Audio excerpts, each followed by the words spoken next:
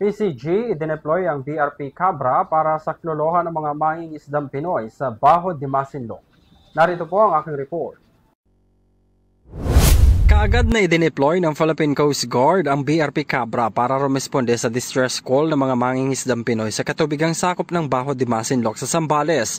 Sa kabila ng masamang panahon at malakas na alon, nagawang makarating ng Cabra kung saan nakadistress ang bangka ng mga mangingisda na nagkaproblema sa makina. Kaagad namang nasaklolohan ang mga ito at natow para ibalik sa Subic Port, Zambales. Ligtas na ang mga mangingisda na nakarating sa kanilang tahanan. Bago nito, challenge ng Cabra ang ilegal na pananatili ng barko ng China Coast Guard na 3105,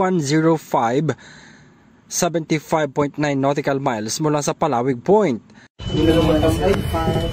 This is Philippine Coast Guard vessel BRP Cabra, MRRP 4409. You were advised that you are currently sailing within the Philippines Exclusive Economic Zone, approximately 75.9 nautical miles from Palawig Point, Zambales, Philippines.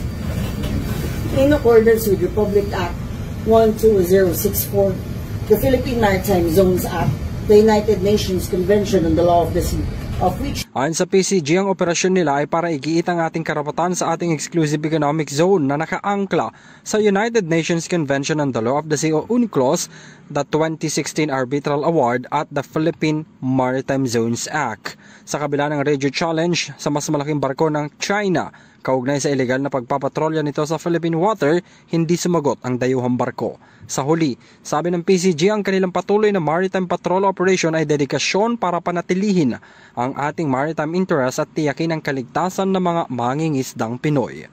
Para sa EuroTV News, ako si Henry V. Nicolas, sumasaludo sa bawat Pilipino.